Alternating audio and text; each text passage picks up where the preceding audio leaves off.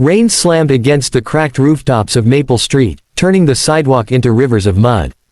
13-year-old Caleb Johnson pushed his thin jacket tighter around his chest as he hurried home from the library, trying to keep his schoolbooks dry. He'd already taped them twice this week. His mama always said, "Baby, knowledge is your ticket out of here." So Caleb protected his books like treasure. Lightning cracked overhead as he passed the old corner store. That's when he saw him, an elderly white man, hunched against a storm, gripping a cane that shook with every step.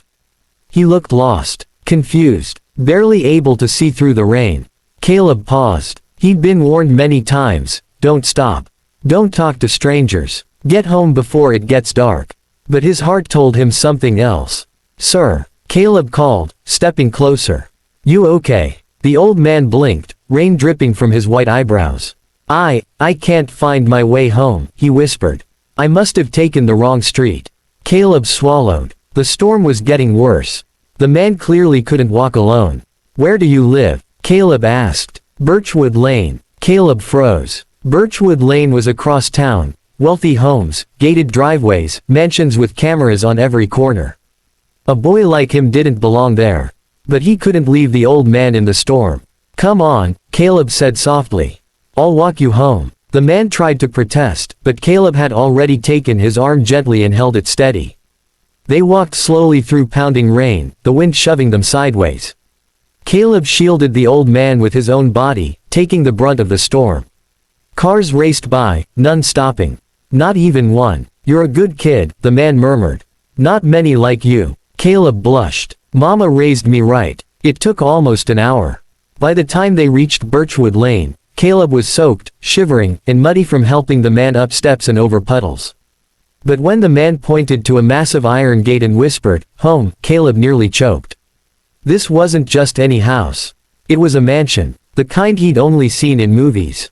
Caleb pressed the gate's buzzer. A voice answered instantly. "Mr. Alden." "Sir, where are you?" The gate swung open. Two frantic workers ran out.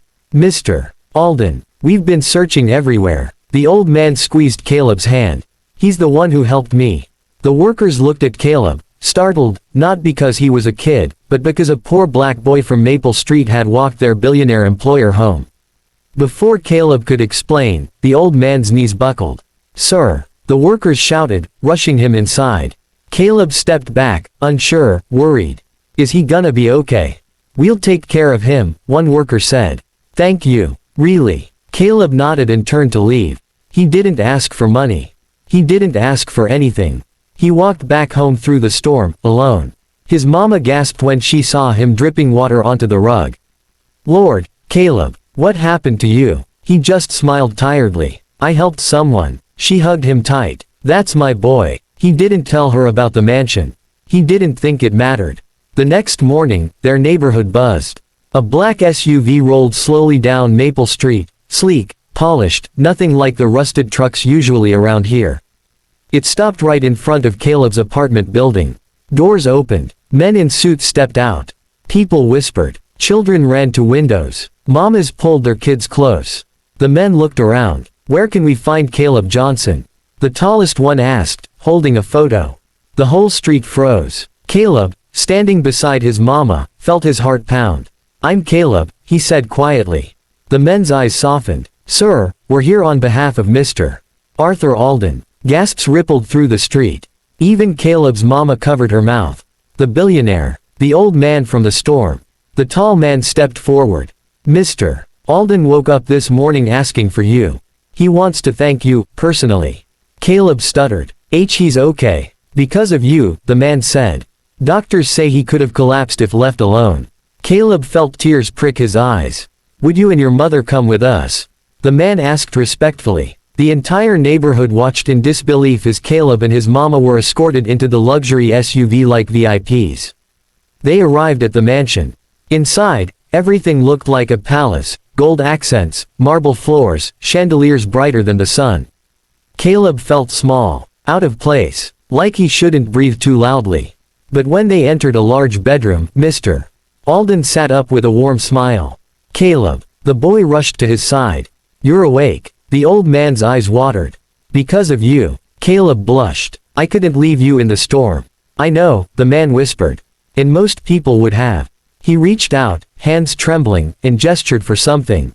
One of the suited men stepped forward with a folder. Caleb, Mr. Alden said, I don't have grandchildren. I don't have many people who care without wanting something in return. Caleb looked down. I didn't want anything, sir. And that, the old billionaire said, voice cracking, is exactly why I want to give you everything. He opened the folder. Inside was a full scholarship to any school Caleb chose, middle school, high school, college, all the way through graduate school. Caleb's mama burst into tears. Sir, this is too much, Caleb whispered. No, Mr. Alden said firmly. Kindness deserves a future. He gestured again, another paper. And this, he continued, is a job offer for your mother at one of my foundations. A supervisory role, full benefits, a salary that ensures you'll never struggle again. Caleb's mama fell to her knees, sobbing. Why would you do this? The old man smiled gently. Because your son gave me something priceless, his humanity. Caleb ran into his mama's arms. They held each other, crying, shaking, overwhelmed. Mr. Alden wiped his own tears. And one more thing, he said with a trembling chuckle. I'd like to be a part of his life, if you'll allow it. Caleb nodded instantly. I'd like that too. Years passed. Caleb flourished in school, then in college, then in business. Mr. Alden became the grandfather he never had, guiding him, teaching him, loving him. When Caleb stood on a stage years later, graduating with honors, he scanned the crowd. There was his mama, smiling through tears. And there, in the front row, sat Arthur Alden in a wheelchair, clapping proudly, the glow in his eyes brighter than the sun. Caleb walked down from the stage, hugged him tightly, and whispered. Everything I am, started the night I walked you home. Mr. Alden smiled, weak but radiant. And everything I gave, he whispered back, started with your heart. Moral lesson. A single act of kindness can rewrite a destiny, sometimes your own, sometimes someone else's, and sometimes both. Never underestimate the power of a good heart.